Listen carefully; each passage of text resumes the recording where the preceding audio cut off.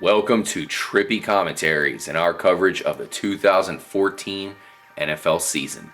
We have made it to the free agent class. There's a lot of really good players. In part one, we went over all the offensive guys, with the exception of the offensive linemen, who we'll start off with in this part, and then we'll tackle all the big-name defenders that have changed teams and some, of course, that were re-signed and are staying with their clubs. I'm RJ, here with K-Mac. What up? So let's go ahead and jump into the offensive line. In fact, there's a lot of really good offensive linemen available this year. I was surprised. Yeah. And a lot of these teams that needed offensive linemen desperately actually got their wish. They were able to grab some pretty decent guys. A lot of movements, a lot of signings going on with the offensive line. My favorite signing is Jared Veldheer, a guy many people haven't even heard of because he's hidden there in Oakland. Yeah. He signed over in Arizona, and I just think that's a big deal because Arizona is one of those teams. They have Carson Palmer. They're right on the edge of possibly making a playoff push, but their offensive line was just pathetic last season. Yeah. They get a big guy to come in and solidify. This guy's a beast of a tackle, man. He's jacked. He's a big guy, and he's a smart guy as well. That's something he's mentioned. Great pickup for Arizona. Surprised a lot of other teams didn't try to throw bigger deals at him. And same situation for the Dolphins. They really needed a big guy. They got Brandon Albert. Who I felt was kind of the best tackle as a free agent. Huge. I know with us being Bucs fans, we were hoping maybe the Bucs would throw an offer out there. Everybody wanted him. Yeah, but big sign by Miami because Miami, their offensive line fell apart last year, so they definitely starting going in the right direction of rebuilding that offensive line. Yeah, they needed a good offensive lineman in the worst way. Yeah. And props to them, they found one. Good job. They got two of them actually. They got a guard as well. True. Good point. Let's move on to the Buccaneers. They signed Anthony Collins. Now, this is a guy who just got full-time play last season because he had to fill in for some injured guys. Yeah. Andre Smith got injured as well as a couple other guys, so he really was pressed into play where he did an excellent job. And now he's played guard, he's played tackle, and every time he gets in there, he does a great job. Now he gets a full-time gig in Tampa Bay where he will protect their new quarterback, Josh McCown. Yep, replacing Donald Penn, who they let go. Long time Donald Penn. He's been with the Bucs for a while. So they must have liked what they saw in Collins to come in and take that spot. And I got to say, I'm extremely impressed with the Buccaneers general manager, Jason Light. He's a first-year guy, and I wasn't really too familiar with him. He was actually one of the guys in Arizona, and he steps right in. He's making great moves. All of the guys he signed, seem to be those up-and-coming players that have some of their best football ahead of them. The Michael Johnsons, who we'll get to, and of course Brandon Myers, we already said. Altron Werner. So Josh McCown. These guys have something to prove. They get their money, but at the same time, they all want to go out there and prove themselves. We're looking at big Collins right now, AC. And I like him. I think he's going to come in and do a fantastic job. He hasn't been a starter in the past, so he certainly should have plenty of tread left on the tires. Oh, yeah, definitely. Now, there's a weird situation with Roger Saffold, who I guess was going to sign with Oakland, and then their ownership's reneged, and he had to go back to the Rams, which is funny because I remember the Rams really wanted him. They were going to lose him to Oakland, and all of a sudden they get him back. So. I just can't imagine what kind of big deal Oakland was trying to sign him for. Because he got a 5-year, $31 million with St. Louis to go back to him. So I just kind of wonder what kind of money was Oakland. They were going to give him crazy money. Oakland had like $60 million to spend. Yeah. And I guess they were going to really give him crazy money. Probably overspend for him, but. They were, and I remember looking at the numbers when it happened, and he did lose a lot of money because of that. What happened there with Mark Davis. Yeah. But he's still, come on, nobody's complaining about that money. Oh, and then they got Donald Penn for 2 years, $9 million. So I guess they wisened up, or someone stepped in and was like, "Wait a second, what's going on here?" Yeah. Why spend the money when we can save it and spend it on some less quality players? Yeah, I don't know who they're waiting to spend on because they haven't. So. That guy right there is one of them, Darren McFadden. That's about it. The only guard of note so far that I really want to bring up is Jeff Schwartz. I thought that was a good move.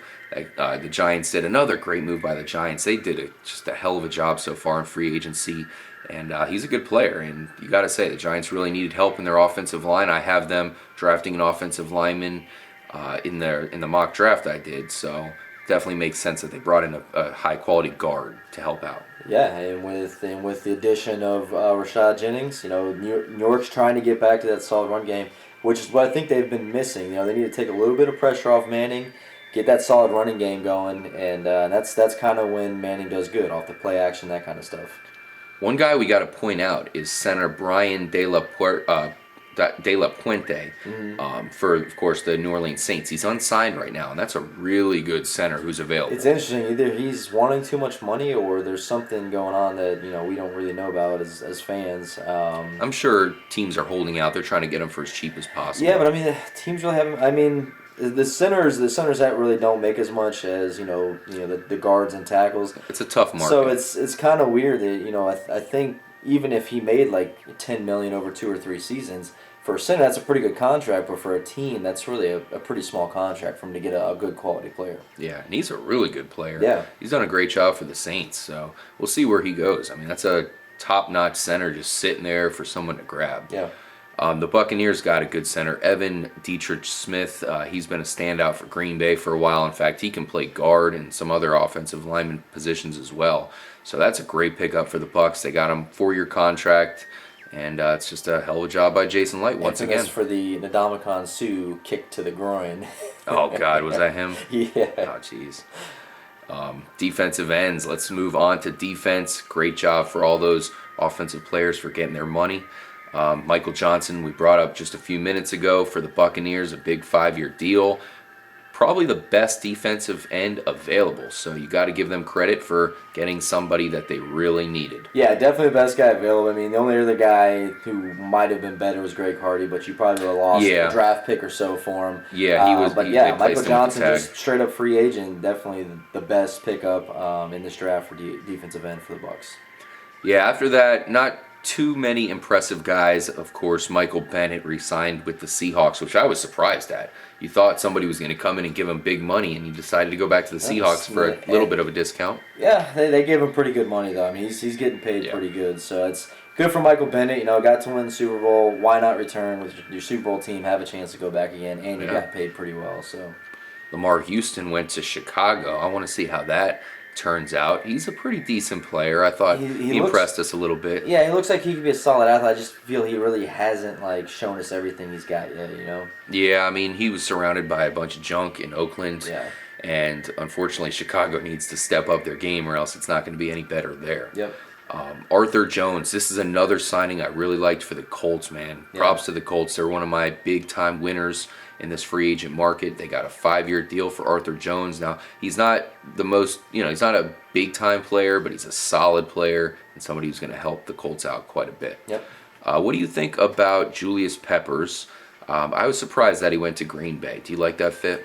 It's kind of going to the dark side, leaving the Bears, but I mean, Julius Peppers is going to be one of those guys that's going to compete. You can put him in on third downs. He's going to be a pass rush specialist. That's what he does.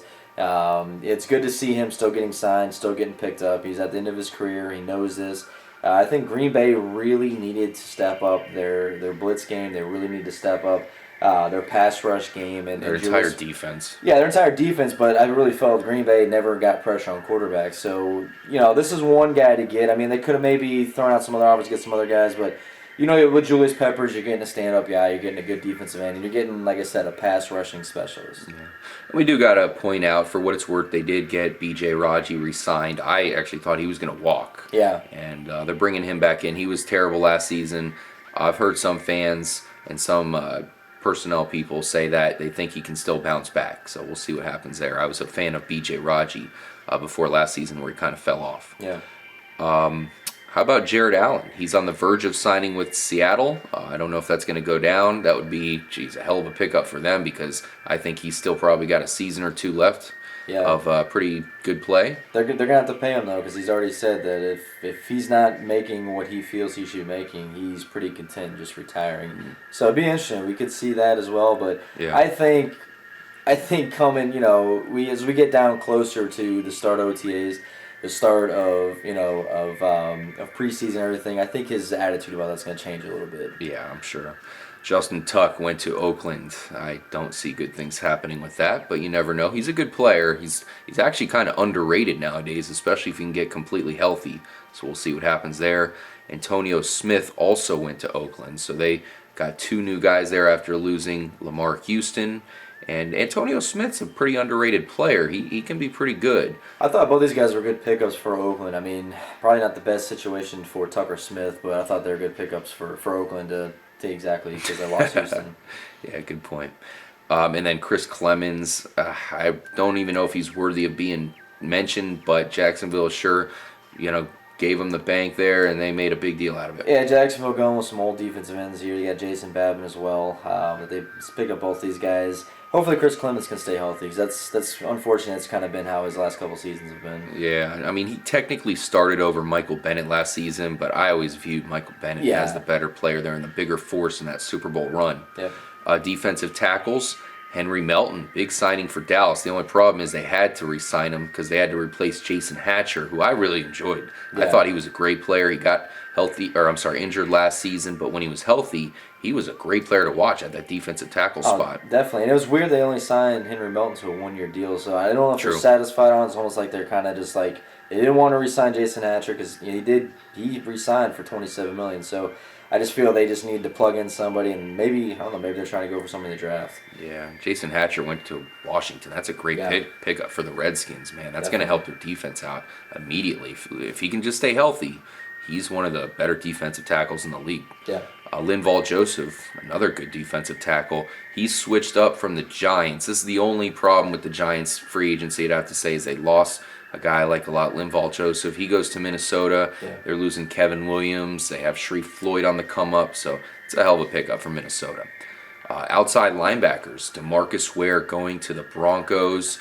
Probably going to do well in that system. I don't know if he'll be a full-time player, but a 3-year contract shows you that the Broncos probably think he'll be useful for a couple seasons on a high level. He is going to be. I mean, he was pretty much the captain on that Cowboys defense. Everyone was shocked when they heard the Cowboys were letting him go.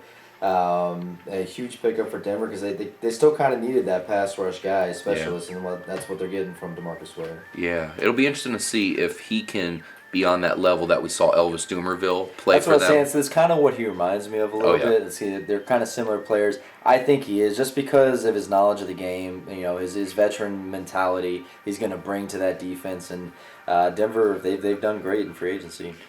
Another member of the Oakland Defensive Reclamation Project, Lamar Woodley. They seem to be getting a lot of veterans here. Lamar Woodley might be past his prime. I was a huge fan of Woodley during those Pittsburgh defensive glory years that we saw not too long ago. Yep. And we'll see. Maybe he has another good season in him, but I'm not a huge fan of how Oakland's defense is shaping up. They of course re-signed Charles Woodson, so they're bringing him back into the fold. Yeah. We'll see how that goes there. I think they need some really good rookies. We'll see what direction they decide to go in the draft. Carlos Dansby, guy you're a big fan of, he's going to the Cleveland Browns to replace DeQuell Jackson. 4-year deal. You think he can continue his success he had in Arizona? Oh, definitely. I mean, he's probably one of the better inside linebackers in the league, and definitely, in my opinion, the number one free agent middle linebacker in the league. Cleveland, that was a great pickup for them. They needed it. They lost DeQuell Jackson to the Colts. They lost DeQuell Jackson, so pick up Carlos Dansby is going to make people forget about DeQuell Jackson, even though DeQuell Jackson was a big leader for that defense and a big part of the Cleveland community. He was, and unfortunately he had a bad season last year. I think he'll bounce back in Indianapolis. Yeah. Carlos Dansby's been a real hellraiser as of late, and I do think he fits that defense very nicely, and look for him to have another big season. I think in all aspects, he'll probably have picks, fumbles, all that stuff, and I think he'll have a great season. Brandon Spikes moves to Buffalo from New England. He's another guy that was a little bit underrated just because he's so good against the run. Yeah. I feel like New England didn't want to use him all the time because they were worried about his pass coverage. But when it came to run stopping, he was top notch. Oh, and he's matched up with Kiko Alonso. So what they're doing is they're moving Kiko Alonso, I guess, to the outside now. So that'll really change it up because they were a 3-4 defense last season. Now they're switching up to a 4-3, which means Mario Williams is moving back to the line rather than linebacker. That's where he should be. Kiko's moving to the outside, and of course Brandon Spikes will be manning the middle. Yeah, that Buffalo defense is going to be pretty fierce. Absolutely. Let's go ahead and move on to the defensive backs, starting off with cornerbacks. Darrelle Revis was released from the Buccaneers. The New England Patriots scooped him up. That's a huge pickup for them. It's a 2-year deal. I only expect him to play there for a year, and they'll probably cut him just because the second year is $20 million. I'm calling a little conspiracy here. Shiano and Bill Belichick, good buddies. Shiano probably had a lot to do with Mark Dominic and bringing in Darrelle Revis. They knew as soon as he's gone, the new regime's going to come in and say, we don't need Revis. Revis goes, and look who picks him up. Yep. Bill Belichick, Mr. Opportunity, picks him up, and now New England, they've solidified their secondary again. Yeah, that's an obvious big-time pickup, and I had New England as a Super Bowl favorite before that happened. What the fuck? And we'll see what happens as far as them picking up another receiver as well. I could see that happening. Yeah. Brent Grimes resigned with Miami, so good to see him stay put there. Great season with Miami last year. Now, Aqib Talib was one of the big winners in free agency. He went to Denver. He's on a 6-year deal. Denver decided to put him on the pedestal, and he's going to be their guy. Yeah, they paid a lot for Talib, and we'll see, man. We'll see if he can stay healthy for a full season. We'll see what he can do in Denver. Now, we're big Buccaneer fans here. We're very sad to see Darrelle Revis go, but at least we were able to grab Altron Werner, who's going to fit the system like a glove, and look for him to have more Pro Bowl seasons and just a monster season with the Buccaneers. I think, as we've been kind of praising the Bucs and Jason Light here during these two parts, I think you will see their defense certainly step up fast. Yeah, I agree. Vontae Davis is going to be back with the Indianapolis Colts. They locked him up right away, rightfully so. He's a great player. Yep. Vernon Davis's bro. Dominic Rodgers-Cromartie, another huge signing by the Giants, and this one is a monster signing because they're pairing him up with Walter Thurman, another guy they grabbed. Yep. And props to the Giants. What can you say? Those two great players, physical players that should do a hell of a job in that defense. Antonio Cromartie, he'll be on the opposite side of Patrick Peterson in Arizona. He had an off season last year, but he does fit nicely into that defense, and I think he'll rebound. Captain Munnerlyn is going to Minnesota. I wanted to bring up Captain Munnerlyn more for Carolina losing him, just because he was a great player in that defense. Yeah, he he's was huge a really good slot player. Every time I watched Carolina, he really stood out to me, and I feel like he's one of those players nobody talked about. Brandon Browner, we have to mention him. He's coming off the suspension. I know there's still some question marks there as far as all that's going and all that's concerned, but he does land in New England. They're going to pair him up with Darrelle Revis, possibly make him safety. We'll see what happens there. Yeah. Let's go ahead and sum up this discussion with the safeties. Some big-time players moved around, guys we like a lot. In fact, there are 5 players here, and all 5 are baller status. Yes. Birdman, Jarris Byrd, 6 years to New Orleans. Monster signing for them. Huge pickup. I mean, now you look at the Saints secondary, and now they're one of the top. What the you hell? got Vaccaro, and you got Jarris Byrd in the middle. I mean, that's Best safety pickup. duo in the league. Definitely, yeah, I'm going to call that right now as well. The best safety duo Hands in the league. down. Yep. TJ Ward, another guy we're big fans of. He's going to Denver. Monster pickup. Broncos get the gold trophy in free agency here. TJ Ward, one of my favorite safeties last season. Kid was all over the place, making tackles, just making plays. Another big signing by Denver. Wow. Dante Whitner going from San Francisco to Cleveland. Now it's a little bit of a downgrade for Cleveland, unfortunately, but at least they were able to replace him. Yeah, I don't understand, because if you look at these deals here with TJ Ward and Whitner, unless TJ Ward didn't want to be in Cleveland anymore, they're actually paying Whitner more to be in Cleveland. I still feel TJ Ward is the better player and someone you can have for 4 years. It's going to be really good. Yeah, good Dante Whitner just kind of on the downfall here. They're signing for 4 years for $28 million. It didn't make too much sense to me. There had to be something going on, internally there between the two, between TJ Ward and Cleveland. Yeah, something's weird there. Yeah. One of my favorite pickups in all of free agency, Michael Mitchell going to Pittsburgh. That's a big-time pickup for the Steelers. Look for Michael Mitchell to come in and just play really good there. He's going to be teamed up with Troy Polamalu, the future Hall of Famer. Yeah. They'll probably pick up a couple things. He had a great season last year in Carolina. Look for him to continue his success. And once again, another fail for Carolina. You're going to let that guy go. Him and Munnerlyn were your two better people in your secondary. Yeah. Now they're gone. Yep, they do have Robert Lester, an up-and-coming guy, so I can see where their faith is, but I agree. Michael Mitchell, that was a hell of a player last year. You can't let guys like that leave so easily. Now, granted, Pittsburgh gave him 5 years and some money, so we'll see what happens in that for that team there. I think the defense is going to step up from last year.